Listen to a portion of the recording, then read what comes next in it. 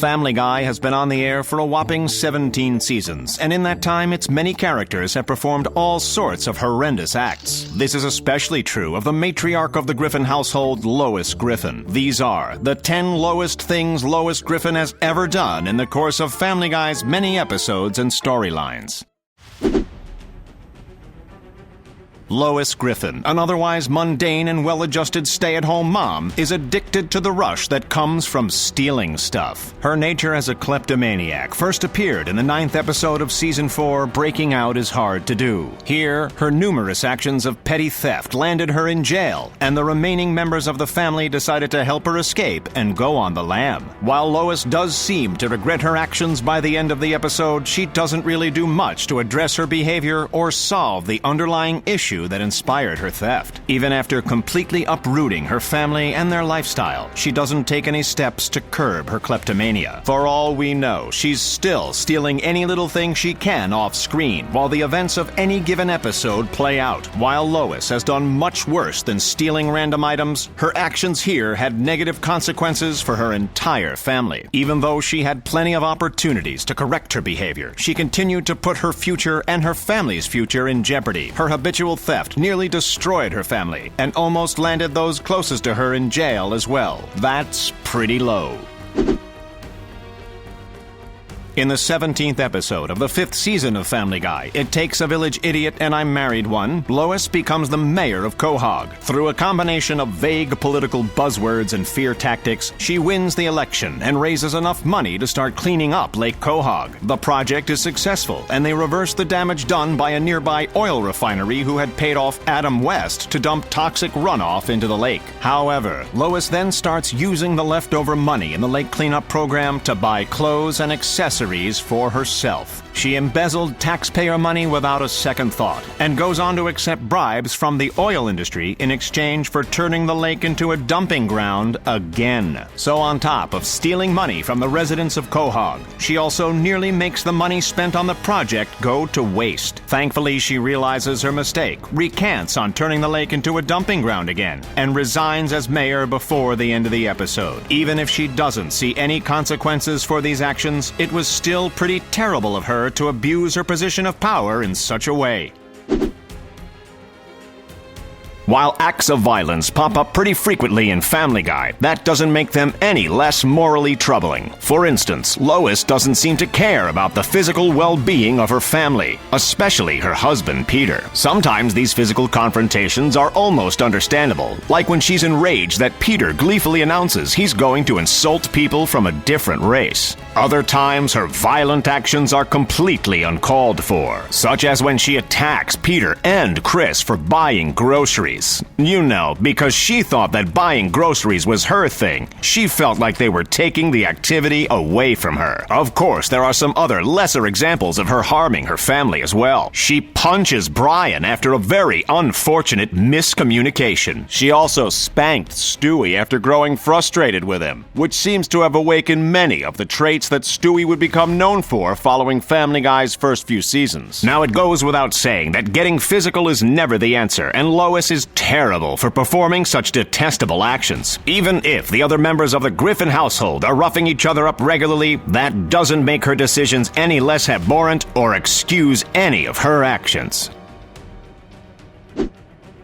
In the 5th episode of the 8th season of Family Guy, Hannah Banana, Chris sets up a camera while he sleeps in the hopes of gaining proof of the evil monkey living in his closet. While this idea fails, he does capture footage of a number of the characters doing horrible things to him while he sleeps. This includes Lois stealing money from Chris's wallet. Stealing from her own son feels so much worse than Lois's general kleptomania. Not only is it a violation of his trust, she's also hurting someone she knows rather than a faceless corporation. She knows exactly how hard Chris works to make money through his paper route and the things he would have wanted to buy with those funds. We don't know why she was taking the money or what she was planning on using it for, but it really doesn't matter. There isn't any excuse that could possibly explain her actions, especially considering the struggles Chris is going through at that moment. And he's trying to finally free himself of the evil monkey that lives in his closet. This makes it clear that Lois is a really bad mom, and there really isn't much she can do to make up for this horrible crime.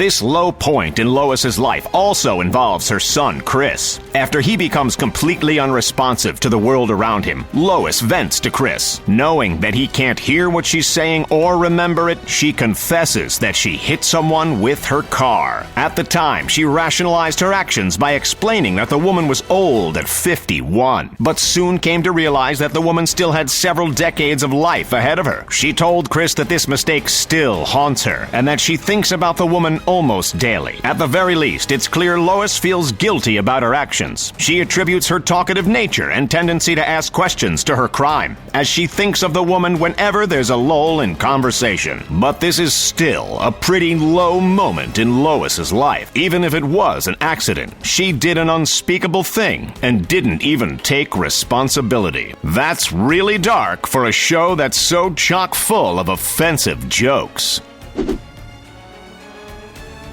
Family Guy has made it clear for a while now that most of its characters care very little about their general health and well-being. That's why Peter performs a number of reckless stunts in any given episode, and why Brian and Stewie go on a number of dangerous adventures every season. Other characters manifest their casual recklessness in more mundane ways, though. For instance, Lois Griffin has been into boozing and the wacky tobacco at numerous points throughout the series. The first instance of this popped up in the 10th episode of Family Guy's third season, A Fish Out of Water. Here, Lois ends up getting too intoxicated to help Meg enjoy her spring break. Then in the 12th episode of the 11th season of the show, Farmer Guy, the entire family starts selling some of the under-the-counter stuff to the rural community they move to. So not only does she routinely put her own health in danger, but she's totally fine with jeopardizing the well-being of an entire community. That's pretty low, and suggests that she's willing to put making a quick buck before the safety and health of those around her, especially since the Griffin family moved to a rural community in the first place to get away from perceived crime and danger in Quahog.